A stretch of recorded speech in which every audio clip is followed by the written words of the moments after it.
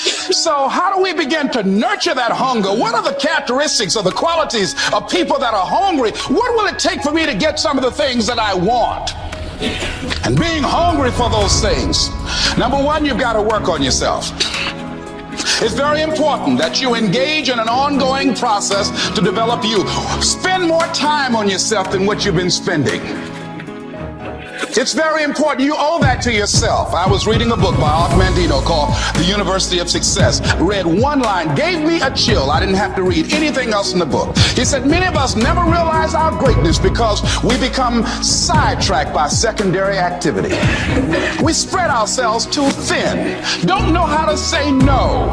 And we find ourselves doing all kinds of things and never ever have time to do those things that we need to do to work on ourselves. And then there goes a second. There goes another second. There goes another second. And we can't stop and hold time. And before you know it, you wake up one day and you're behind on your dreams and your bills. Aurelia said, stop living your life like you have 1,000 years to live. In life, you're either here today and you're gone today.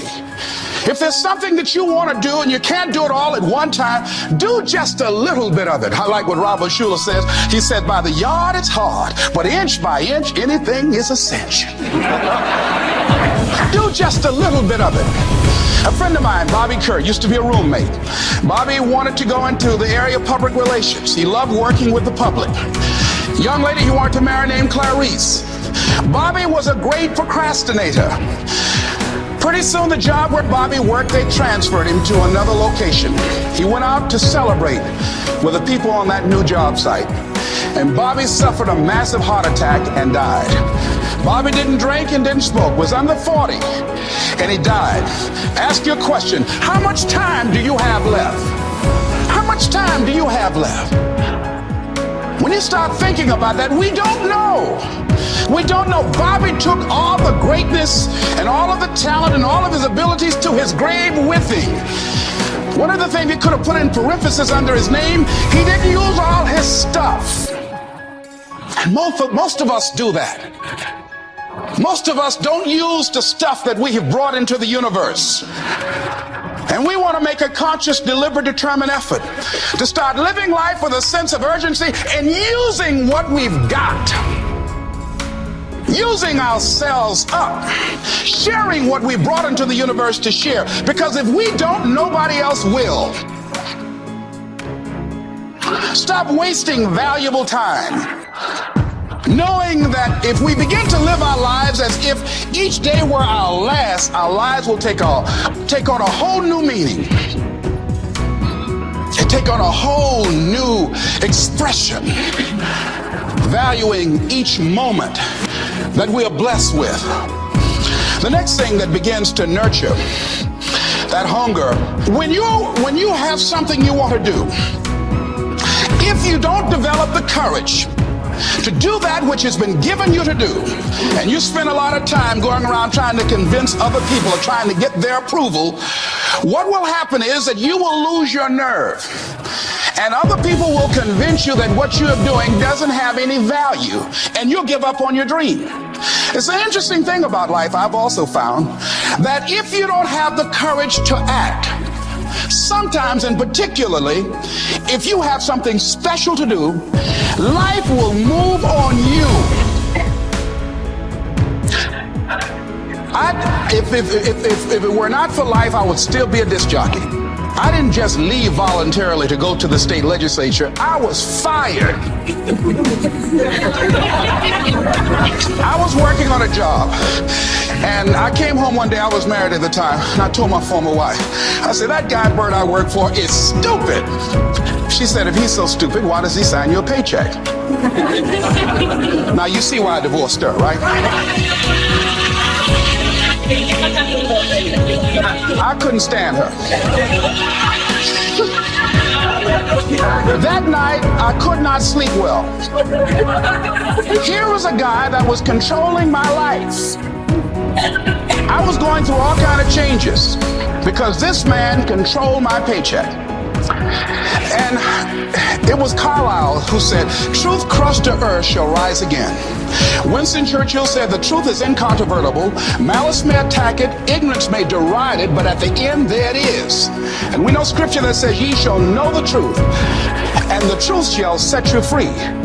And the truth that I had to come to grips with, that I wasn't in charge of my destiny.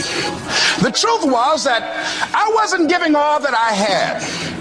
The truth was that there are some things that I wanted to do, but I didn't have the courage to act on those things. And the truth was that Bert Childs was a blessing to me. He made life so miserable for me, I had to start looking at my life differently. I started going to work earlier.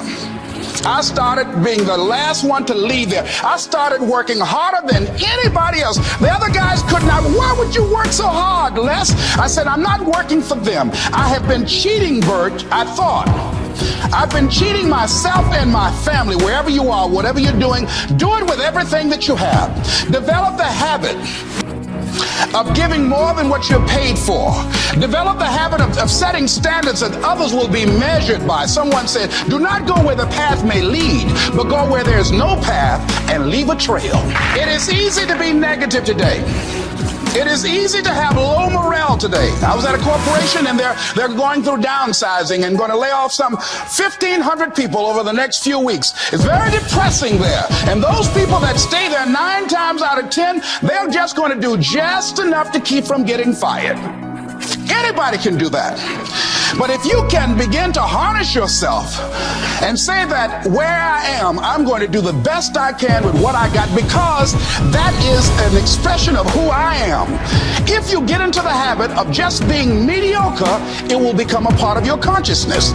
If you get in the habit of giving less than what you have it within you to give, it will begin to reflect itself in your personality. It will begin to damage you psychologically. And you don't want to be a part of that kind of self-destructive behavior. And so you want to set some high standards for yourself. So decide that you're going to take some time to work on you, that you deserve that from yourself, that your life deserves some prime time, because you are creating your own production. As Michael Todd would say, you are the star of your show. You are the director. You're writing the script. And you will determine whether your life is a smash office hit or flop. You determine that. Working on yourself, talking to yourself. That's so very important. Overcoming the negative conversation, that inner dialogue that's going on all the time. Even when you don't want it to be there. You can't stop yourself right now from thinking. You can't do it. It's going on. And so learning how to empower yourself, part of doing that is standing up to yourself. You've got to stand up inside yourself sometimes and say, shut up! You've got to do this. I was going to give a presentation, and this voice inside of me saying, you can't do this. You don't have everything it takes. I shut up! I am behind on my bills, and you telling me what I can't do. I have got to do it. You get scared sometimes. Your mind will go blank on you. Some people you will allow to unnerve you. And you wonder, what's wrong with me? I'm not crazy. That's why you've got to learn to make a conscious, deliberate, determined effort to stand up inside yourself. Working on yourself, watching that inner dialogue, it will determine the quality of your life. I don't believe this. I know this. I've had a challenge of losing weight. I'm walking through the airport, this voice say, why don't you have some M&M peanuts? No!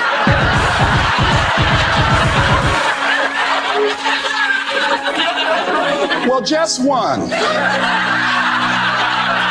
after you eat that, you might as well have a Snicker now, you sucker.